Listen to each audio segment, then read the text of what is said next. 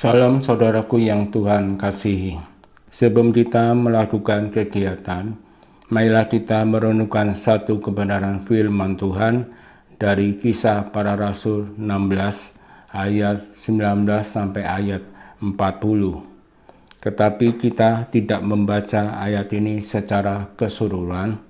Kita hanya membaca ayat 25. Saya berharap agar kalian dapat membaca ayat dari perikop ini secara pribadi, agar kita dapat mengerti dan memahami isi dari konteks yang akan kita renungkan saat ini. Firman Tuhan di ayat 25 berkata, "Tetapi kira-kira tengah malam, Paulus dan Silas berdoa dan menyanyikan puji-pujian kepada Allah, dan orang-orang hukuman lain mendengarkan mereka." Saudaraku yang Tuhan kasihi, berbicara tentang ayat ini.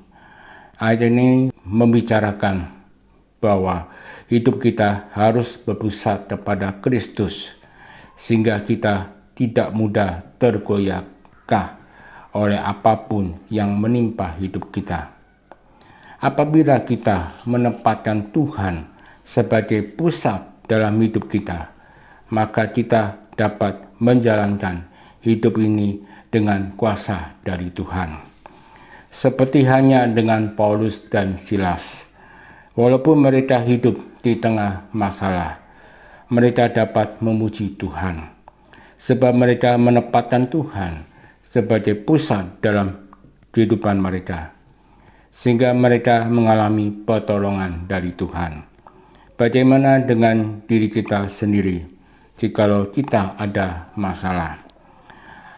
Masalah apapun yang sedang kita alami, kita harus percaya bahwa ketika kita menempatkan Tuhan, maka hidup kita akan mengalami mujizat dari Tuhan. Saudaraku yang Tuhan kasihi, mari kita kembali kepada firman Tuhan.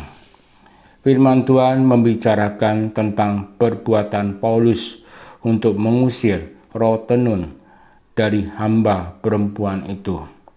Maka dari itu bertampak pada kemarahan pemilik hamba perempuan yang kehilangan penghasilan. Di ayat 19 dikatakan bahwa Paulus dan Silas ditangkap lalu diseret ke hadapan penguasa setempat. Lalu dilanjutkan di ayat 20 sampai 24 dengan tuduhan bahwa keduanya mengacaukan kehidupan penduduk di kota Filipi, sehingga mereka dilempar ke dalam penjara setelah mereka menerima siksaan terlebih dahulu. Dengan kejadian seperti ini, Tuhan tidak pernah meninggalkan dan melupakan hamba yang setia kepadanya. Tuhan membebaskan Paulus dan Silas yang sedang berdoa dan memuji Tuhan. Di ayat 25 sampai ayat 26 dikatakan bahwa melalui fenomena alam, yaitu berupa gempa bumi, akhirnya semua pintu penjara terbuka. Melalui kejadian ini, ada dua hal yang harus kita ketahui. Yang pertama, kepala penjara yang hendak bunuh diri, kemudian mereka bertobat dan dibaptiskan beserta dengan seluruh keluarganya. Yang kedua, para pejabat beserta dengan para pembesar, setelah mereka mengetahui kalau Paulus seorang warga negara Romawi, mereka datang untuk meminta maaf yang telah mereka aniaya tanpa diadili, sehingga para pemuka kota itu menantar mereka keluar dari kota Filipi.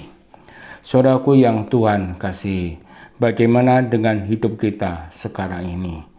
Setiap pelayanan pasti ada resiko yang harus kita pikul. Tetapi di sini dikatakan bahwa kita tidak perlu takut. Biarlah setiap kita harus menjadikan Kristus sebagai pusat kehidupan kita, sehingga kita dapat bersemangat lagi untuk melayani Tuhan. Kiranya Tuhan menolong kita. Amin.